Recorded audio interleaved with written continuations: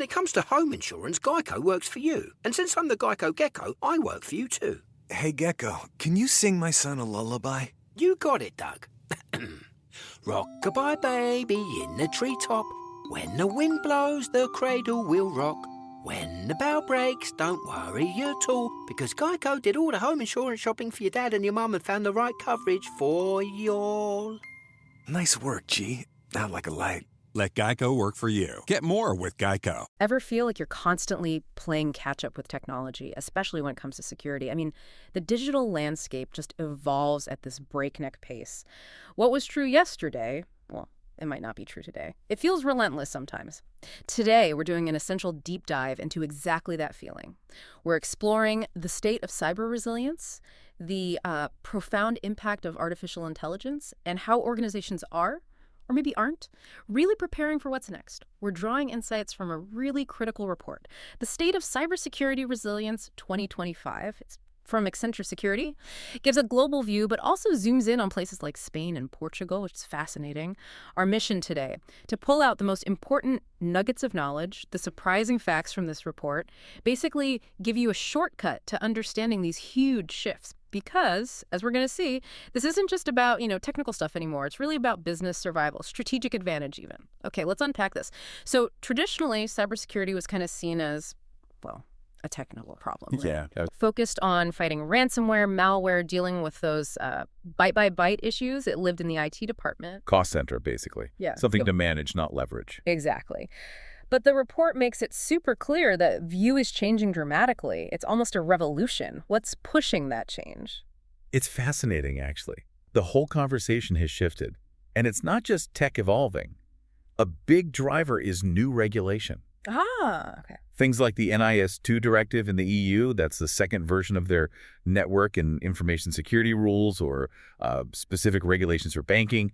They're now forcing these discussions right up to the executive level. So it's mandated now at the board level. Pretty much. It's elevated the whole topic, and the focus is really broadened out. It's not just, did we stop the breach anymore? Now it's about, okay, how do we ensure business continuity? How do we build operational resilience? The ability to handle any disruption, bounce back, adapt. And crucially, understanding the total impact of an incident on the whole business. Even the language is changing. Yeah. We're talking operational resilience, business impact, not just tech jargon. That's a huge shift. Yeah. So what does this all mean for you, the listener, if you're trying to navigate this landscape? It means cybersecurity isn't just a technical checkbox anymore. Not at all. It's got to be a core strategic imperative, right? Right at the heart of business decisions.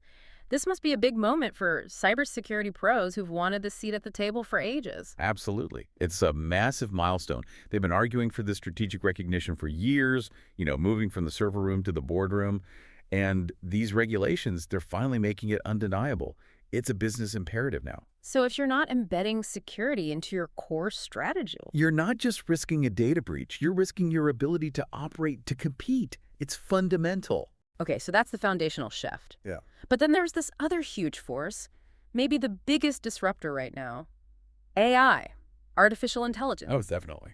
It offers incredible benefits, efficiencies, but the report highlights a critical oversight. One that sounds depressingly familiar, like we've seen this pattern before. Yeah, looking back, we have. Think about when the internet first took off, or mobile tech. What happened?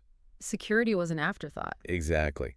Companies rushed in, focused on speed, getting the product out there. Whoa. Time to market was everything. And then they spent years patching, reacting, playing catch-up with security flaws. Right, constantly putting out fires. The AI revolution, though, it gives us a chance to break that cycle, a real opportunity to build in security by design from the get-go, embed it right from the start. But are we taking that chance? Well, here's the concerning part from the report. Only 42% of organizations globally are actually increasing their security investment in line with their AI investment. Oh, less than half. Yeah. Business speed and, that time to market pressure. It seems like they're still winning out over foundational security. That number, 42%, is really striking, especially given that history you just mentioned where security becomes this huge, expensive fix later on. Feels like we might be walking right into the same trap. It certainly looks that way for a lot of organizations. What's the biggest danger in that gap between rushing into AI and not investing enough in securing it? What are the immediate risks if companies don't get this right? The biggest risk, You're basically creating a massive, brand new attack surface without building the defenses for it. We're talking about deploying incredibly powerful tools, often hooked into vast amounts of sensitive data. Right. If security isn't designed in from the start, you're essentially hard-coding future vulnerabilities right into your core operations, the immediate fallout. Everything from huge data breaches and crippling regulatory fines to serious reputational damage, losing customer trust. And fixing it later costs way more, I assume? Far, far more, both in terms of money and reputation. Retrofitting security is always harder and less effective than building it in properly from day one. Okay, so here's where it gets really interesting, or maybe concerning. If so many are missing this security by design opportunity, what should they be doing? What are the concrete, actionable steps for adopting AI securely? The report lays this out, doesn't it? It does. It gives 4 key measures, really, for using AI safely and responsibly. First up, deploy AI governance models. Governance models. Okay, what does that mean in practice? It means setting up clear frameworks. Thinking about ethical use, super important with AI. Addressing potential biases in the data or the algorithms, considering the impact on people, your employees, your customers, and crucially, having rigorous rules for data usage and classification. Knowing what data is critical, what's sensitive before you let the AI loose on it, this needs to be defined upfront, not figured out later. Got it. Define the rules of engagement at first. What's number 2? Second is a robust technological architecture. Think of it as the foundation. To use AI securely, especially at scale, and often using a mix of public cloud and your own internal systems. Right, a hybrid environment. Exactly. You need a really well-structured, clearly defined, secure setup for your data and your cloud environments. It's about making sure the platform the AI runs on is solid. So it's securing the house before you put the fancy new AI furniture inside. That's a good way to put it. Then third, you need to incorporate AI into your own cyber departments. Fight fire with fire, basically. Precisely, the bad guys. They're already using AI, creating much more sophisticated attacks. Think about advanced phishing emails, tailored perfectly to an individual, almost impossible to spot with old methods. Scary. So our defense teams need to be using AI too, for better detection, faster response, to try and stay ahead or at least keep pace. It's an AI arms race, in a way. Makes sense. And the 4th measure? The 4th one, and you could argue it's the most critical because it involves people, is investing in human training and awareness. Ah, the human element. Always key. Always. People are often the weakest link unintentionally. Yeah. So you have to educate employees. How do you use this AI tool safely? What precautions should you take? What are the company policies? An untrained employee using a powerful AI tool can accidentally create huge security holes. So it's really a package deal. Governance, the tech platform, using AI defensively, and training your people. It's not just one thing. No, it's definitely not a quick fix. It has to be this integral, holistic approach, covering all those bases: governance, tech, defense, and people, all working together. That holistic view sounds critical, especially with everyone rushing into AI, which brings up a big question. Are companies actually ready for that? For thinking about security in this integrated by design way? What's the global picture on readiness? Well, the global stat from the report is pretty sobering. Oh. 77% of organizations worldwide apparently lack the necessary capabilities for secure AI deployment right now, today. 77%. Wow, that's huge. Almost 4 out of 5 globally. It really underscores that concern we were just talking about. It's Sure. a staggering figure when you think how fast AI is weaving its way into everything. Why is it so high? Is it worse in some places? It varies a bit. In Spain, for instance, the report suggests that percentage might be slightly higher. Any idea why? It's thought to be mainly because Spain has a very large number of small and medium-sized enterprises, SMEs. And, smaller companies often pick up these advanced capabilities a bit later than the big corporations. Resource constraints, budgets, lack of specialized staff, the usual challenges. That makes sense for SMEs. But it's important to add a positive note here. Despite that SME challenge, Spain's overall cybersecurity sector is actually considered first-rate globally. Really? Yeah, partly because of its history, the maturity in sectors like finance.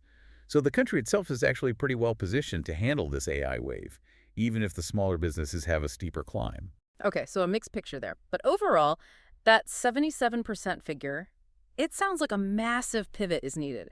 Almost a reset for many companies, especially if they've already poured money into older, more siloed security approaches. It is a major shift in thinking, absolutely. And that's a big challenge, particularly if you, the listener, are working in or with an SME where resources might be tight. But look, it can't be all bad news, can it? The report talks about these reinvention-ready companies, the ones that are resilient. What's the upside for them? What do they actually gain? This is where it gets interesting because the benefits are really tangible. It's not just about avoiding bad things like losses from breaches. It's actively about creating value. How so? Well, these more resilient companies, they experience fewer sophisticated attacks, for one. They also have better visibility into their own systems, which is crucial for spotting trouble early and responding fast. And perhaps most importantly, they actively increase customer trust. Customer trust, that's huge. Yeah, absolutely. And if you connect this to the bigger picture, what we're seeing is resilience transforming into a genuine competitive differentiator, just like sustainability has become, or offering a superior customer experience. So being secure isn't just ticking a box, it's a selling point. Increasingly, yes.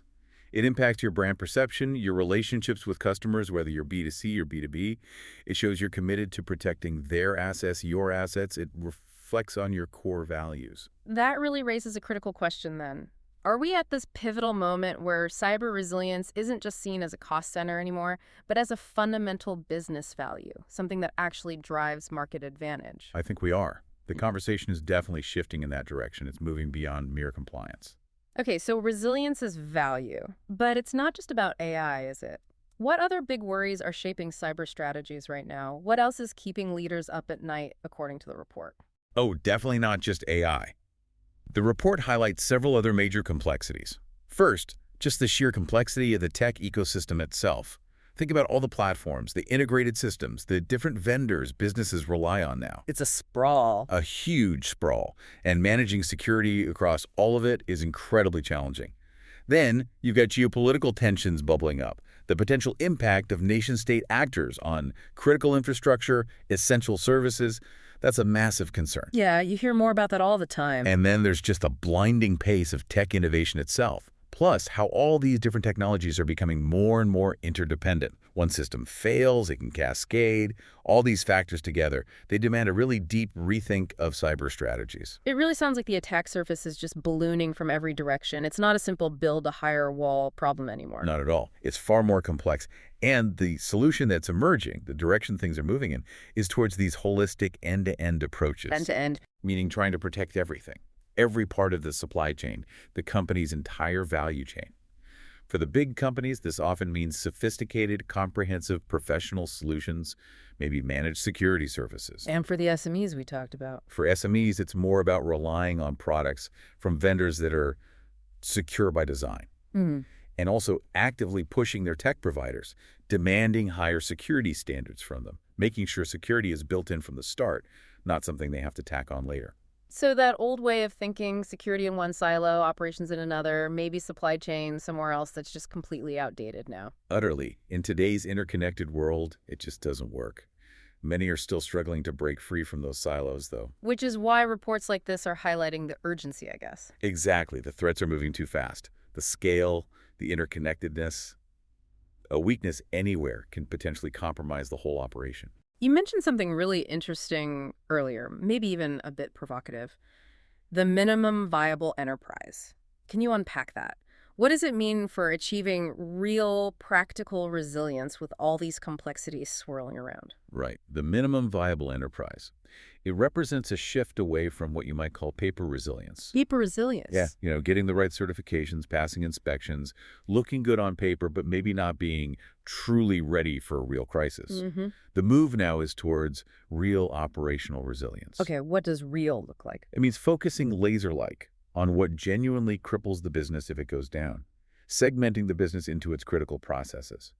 Accenture's concept of the minimum viable enterprise is about identifying that absolutely indispensable core.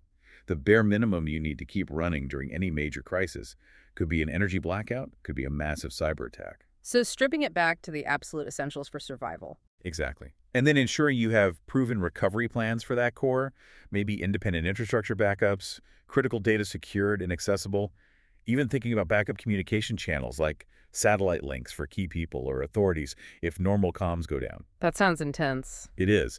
And interestingly, cybersecurity was kind of a pioneer here. Cyber threats were perhaps the first systemic risk people really grappled with that could potentially paralyze whole nations. So cyber teams often built the first versions of these kinds of deep resilience plans. But now it's broader than just cyber. Yes. The report makes it clear that many other factors, geopolitical events, supply chain failures, pandemics, you name it, now demand these same kinds of comprehensive continuity plans focused on that minimum viable core. Wow. That minimum viable enterprise idea, it really frames it as an essential, almost existential need for businesses today. It's not just a nice-to-have plan B. It's becoming fundamental for survival in these complex times. And it sounds like regulation is pushing companies this way, too, reinforcing this need for true operational resilience. Absolutely. Regulators are constantly raising the bar, especially for critical sectors. But what happens is, those best practices, those higher standards, they eventually permeate downwards. They influence expectations for SMEs, for the whole business landscape. So what starts in banking or energy eventually becomes the standard elsewhere. Increasingly, yes. And you see Europe, in particular, trying to lead on responsible AI regulation too, thinking about society as a whole, not just the big tech firms. So these standards for resilience and responsibility are becoming more widespread. We've covered so much ground in this deep dive. We went from how cybersecurity itself is being redefined, moving from tech problem to core business strategy, Right. to the huge challenges but also opportunities with AI, the need for security by design. And that worrying 77% gap. Exactly. Then the shift to resilience as a competitive edge, not just defense. And finally, this concept of real operational resilience, the minimum viable enterprise, driven by complexity and regulation. It's a profound evolution. It really is. The world of cybersecurity and resilience more broadly is just so far beyond what we might have pictured even a couple of years back. It's not isolated anymore. It's woven into every single part of business, transformation, and just basic operations. And looking ahead, maybe a final thought to leave people with. As organizations really race, to harness AI's power, you have to ask, are we also accelerating towards a future where operational resilience isn't just a security measure, but the ultimate test of business survival? And, how ready are we really to face that? That's a powerful question. We really encourage you, the listener, to think about how these shifts impact your work, your company, maybe just your own understanding of our digital world. What does your minimum viable enterprise look like? Thank you so much for joining us on this deep dive into the state of cyber resilience. We hope it's given you plenty to think about and maybe explore further.